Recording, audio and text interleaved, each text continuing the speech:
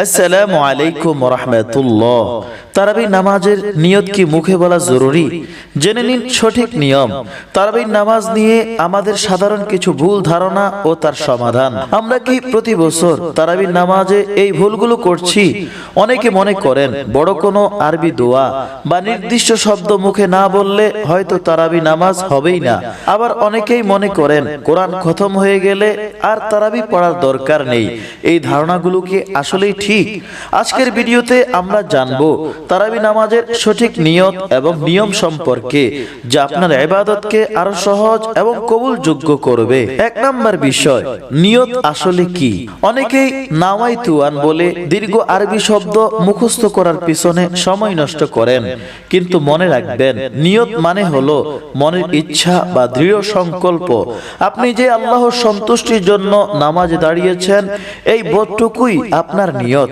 মুখে উচ্চারণ করে নিয়ত করা জরুরি বা ফরজ নয়, এটি কেবল মুস্তাহাব। জামাতে এবং একা একা পড়ার নিয়ম। জামাতে পড়লে মনে মনে এই ইচ্ছা রাখাই যথেষ্ট যে আমি এই ইমামের পেছনে তারাবির নামাজ আদায় করছি।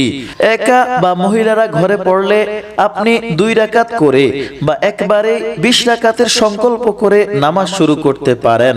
3 নাম্বার বিষয়, তারাবির নামাজ নিয়ে সাধারণ ভুল ধারণা। নিয়তের শব্দ মিলাতে গিয়ে অনেকেই ইমামের সাথে রাকাত বা রুকু মিস করে ফেলেন, যা মোটেও ঠিক নয়। আবার অনেকেই মনে করেন 10 বা 15 দিনে কোরআন খতম হয়ে গেলে তারাবি শেষ। আসলে তারাবি পুরো রমজান মাসের জন্য সুন্নাতে মুআক্কাদা। আরেকটি বিষয়, তারাবির নামাজ শুধু পুরুষদের জন্য নয়, মহিলাদের জন্য এটি অত্যন্ত সওয়াবের কাজ এবং সুন্নাত। রমজানে ইবাদত হোক সহজ এবং সঠিক নিয়মে। এই রমজানে আমরা যেন একটি তারাবিও মিস না করি। আজকের এই তথ্যগুলো আপনার বন্ধুদের সাথে শেয়ার করুন, যাতে তারাও ভুল ধারণা থেকে বেরিয়ে আসতে পারে। ভিডিওটি ভালো লাগলে লাইক দিন এবং এই ধরনের আরো ইসলামিক ভিডিও পেতে আমাদের চ্যানেলটি সাবস্ক্রাইব করে রাখুন। আল্লাহ আমাদের সবাইকে সহিভাবে ইবাদত করার তৌফিক দান করুন। আমিন।